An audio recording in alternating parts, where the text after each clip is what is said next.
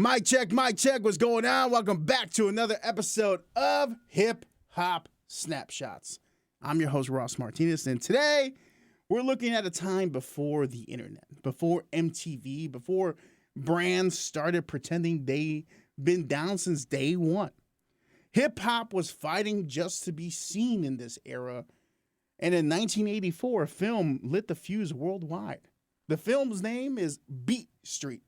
No TikTok, no viral hashtags, just breakers, DJs, writers, and MCs putting New York culture onto the global screen and introducing the entire planet to a culture that was still being shaped in the boogity Bronx.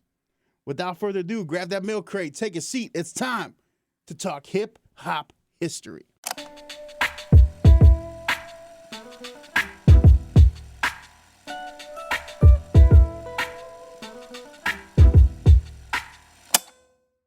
Beat Street wasn't just a movie. It was a cultural broadcast. It showed hip-hop in all four elements: breaking, DJing, MCing, and graffiti. Hollywood wanted rappers to wear goofy costumes and make jokes, but Beat Street kept it very authentic. It starred actual pioneers in breakdance culture, the New York City Breakers, the Rocksteady crew.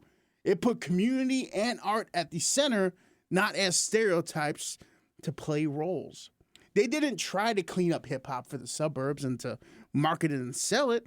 They showed burned out trains, black and brown kids dreaming big, and art as resistance and as community. And that authenticity, it traveled farther than any marketing campaign could strategically put together in a boardroom. But here's the crazy part of all this. Beat Street was bigger and more well-received overseas than here in the United States. Just like hip-hop, kind of. America still thought hip-hop was a fad that would come and go. But in places like Germany, France, South Africa, Brazil, the film became scripture for kids that felt disenfranchised. It inspired generations. German youth saw their first b-boy cruise after watching it in packed theaters. French hip-hop's first big wave credits scenes from the movie Beat Street. Even legendary South African crews credit this movie for turning their spark into a movement.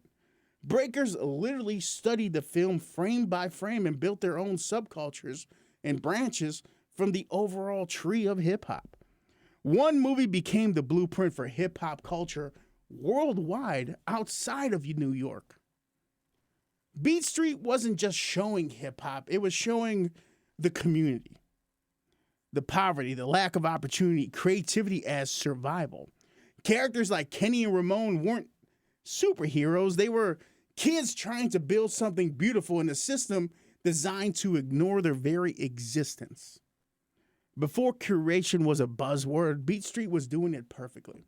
Melle Mel and the Furious Five with Beat Street Breakdown, a message track in the middle of a dance movie.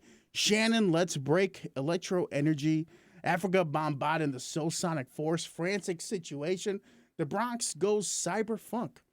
They cemented the sound of early hip hop and club culture, and this was pre-G-Funk, pre-boom bap, the electronic, raw, future-facing sound of hip-hop community. It's an amazing movie that I highly recommend you go watch.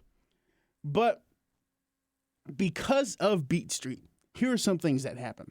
Hip-hop became an international identity, not just a New York City thing in the Bronx. Breaking turned into a competitive global sport. Graffiti got worldwide reverence as an art form, and kids from every country got inspired. They said, ooh, that's pretty cool. Let me try that. And they created their own legacies and used their voice and legs and every other creative outlet to inspire other generations. Think about this. Without Beat Street, would hip-hop be in the Olympics? Would we have international scenes like French New School or Japan's dance culture? Maybe. I would like to think on the positive side that eventually, yes. But Beat Street hit fast forward on that future. And a lot more individuals were inspired by a very beautiful culture that was still shaping itself here locally in America. Like That's history. And it's amazing to see the growth from there till now. But before we end this pod, let's shout out a couple giants that had some behind the scenes contributions that without them, the movie would be different and maybe not as well received internationally. Harry Belafonte, a producer who fought to keep the film culturally accurate. And that is a very important thing. When you don't have individuals who come from the culture in boardrooms deciding certain things about the art form, it's watered down. It doesn't feel as authentic. Crazy Legs, real B-boy in the film, helping behind the scenes. Michael Holman, bringing legit hip-hop into the film. DJ Kool Herc with a cameo. The father of the party was in the building. They protected hip-hop from Hollywood's clown makeup. And that is the core takeaway. You have individuals from the culture making sure they protect the essence and keep it authentic. In life, there's a lot of fake shit out there, right? We know that. You can spot it a mile away. But when something is authentic and pure, something about that just makes the message more receivable. Is that the right word I'm using? It makes it a lot more palatable, I guess. It just feels more organic. Hip-hop, fortunately,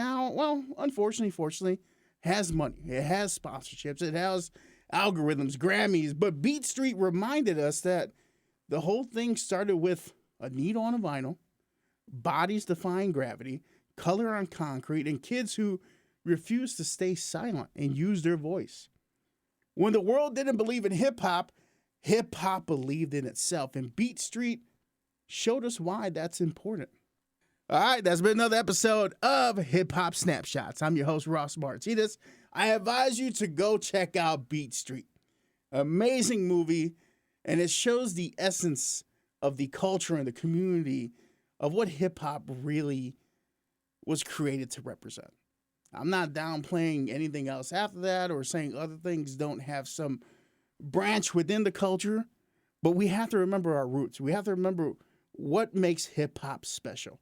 And Beat Street was so special that across the globe, other individuals saw a culture so beautiful, a community so strong, and so much potential that they wanted to put their own mix on it.